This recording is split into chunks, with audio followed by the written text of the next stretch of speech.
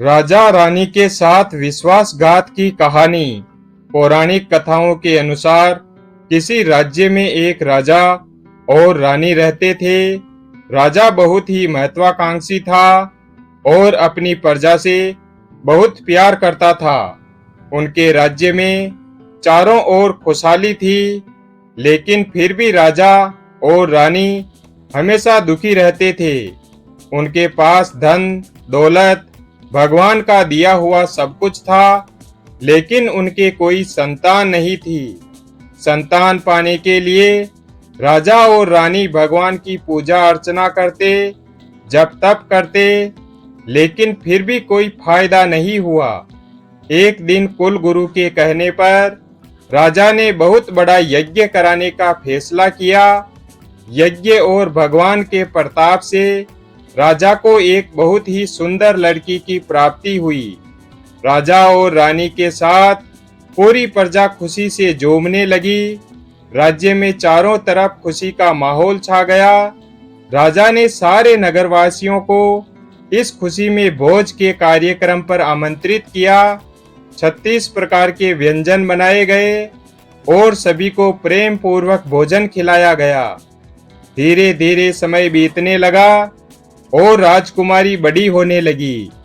वह काफी सुंदर और गुणवान थी। राजा और रानी उसे देखकर खुश रहने लगे, लेकिन एक दिन उनकी खुशी को मानो जैसे किसी की नजर लग गई। राजकुमारी बीमार पड़ गई। बड़े बड़े वैद्य, हकीम सब इलाज में जुट गए, लेकिन कोई फायदा नहीं हुआ। दिन प्रतिदिन राजकुमारी की हालत बिगड़ती जा रही थी। राजकुमारी के ऊपर कोई दवा असर नहीं कर रही थी। राजा को लगने लगा कि एक बार वे फिर से निसंतान हो जाएंगे। एक दिन दूसरे राज्य के एक वैद्य राजा के महल में आ पहुंचा। दिखने में वह अजीब सा था और उसने फटे पुराने कपड़े पहने हुए थे, जिस वजह से राजा के सैनिकों ने उसे राजमहल में प्रवेश करने से रोक दिया। वैद्य ने राजा से एक बार मिलने की बहुत गुंजारिश करते हुए कहा कि मैं राजकुमारी को ठीक कर सकता हूँ, परंतु किसी ने भी उसकी बात पर यकीन नहीं किया। लेकिन उन सैनिकों में से एक सैनिक बहुत ही समझदार था। उसने सोचा कि शायद यह वैद्य सही कह रहा हो, इसलिए वो सैनिक उस वैद्य को राजा के पास लेकर गया। वैद्य ने सबसे पहले राजा को अपना परिचय दिया और कहा कि मैं आपकी बेटी को ठीक कर सकता हूँ। राजा उसकी बात सुनकर बहुत प्रसन्न हुआ, लेकिन उसका रहन सहन देखकर राजा ने भी उस पर यकीन नहीं किया। उधर राजकुमारी की तबीयत दिन प्रतिदिन खराब होती जा रही थी, इसलिए राजा किसी वैद्य पर यकीन नहीं कर पा रहे थे। लेकिन उस वैद्य का आत्मविश्वास देखकर राजा ने उसे एक मौका देने का फैसला किया। राजा ने वैद्य को कहा कि अगर राजकुमारी ठीक नहीं हुई तो अंजाम भुगतने के लिए तैयार रहना। इस पर वैद्य ने कहा, ठीक है महाराज, लेकिन अगर राजकुमारी ठीक हो गई तो मुझे क्या मिलेगा? राजा ने कहा, तुम्हें मोह मांगा इनाम मिलेगा, जो भी मांगोगे वो मिलेगा। वैद्य खुश हो गया।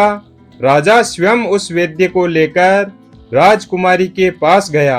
राजकुमारी बिस्तर पर बेजान सी लेटी हुई थी। उसका चेहरा बीमारी के कारण मुरझाया हुआ था और शरीर बहुत ही कमजोर पड़ गया था। वैद्य राजकुमारी के करीब पहुंचकर नब्ज टटोलने लगा। नब्ज देखने के बाद फिर उसने अपने थैले से जड़ी बूटियों से तैयार दवाओं की एक पुड़िया निकाली और राजकुमारी के मुंह में डाल दी। वैद्य ने राजा और रानी से कहा कि आपकी बेटी जल्दी ठीक हो जाएगी। वैद्य की बात सुनकर राजा और रानी के मन में बेटी के ठीक होने की एक उम्मीद की किरण जाग उठी। ऐसे ही इलाज करते हुए 3 महीने बीत गए। धीरे धीरे राजकुमारी की हालत में सुधार होने लगा। उसके चेहरे की चमक लौटने लगी। राजा और रानी के चेहरे की खुशी भी झलकने लगी। एक दिन वैद्य ने राजा से कहा, महाराज, राजकुमारी अब ठीक हो गई है। ये 20 दिन की पुड़िया बनाकर दे रहा हूँ। इसे समय पर राजकुमारी को देते रहना। इसके बाद राजकुमारी पूरी तरह स्वस्थ हो जाएगी और यह बीमारी दोबारा उनके पास लौटकर नहीं आएगी। अगले दिन राजा ने वैद्य को अपने पास बुलाया और कहा कि वादे के मुताबिक मैं तुम्हें तुम्हारा इनाम देना चाहता हूँ। बताओ तुम्हें क्या चाहिए? वैद्य बोला, सोच लीजिए महाराज, आप अपने वादे पर कायम रह पाएंगे। राजा ने कहा, तुमने मेरी बेटी को स्वस्थ किया है, बोलो क्या मांगते हो?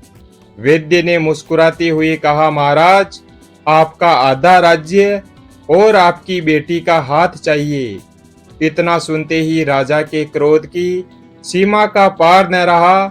राजा ने कड़कते हुए कहा, तुम होश में तो हो? अगर तुमने मेरी बेटी के प्राणों की रक्षा न की होती तो तुम अब तक यमलोक पहुंच गए होते।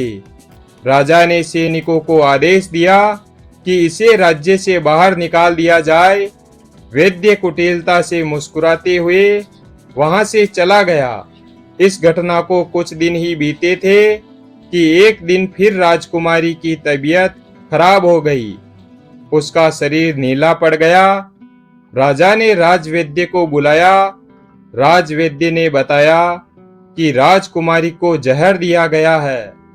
इसका तोड़ किसी के पास नहीं है। कुछ देर बाद राजकुमारी ने दम तोड़ दिया।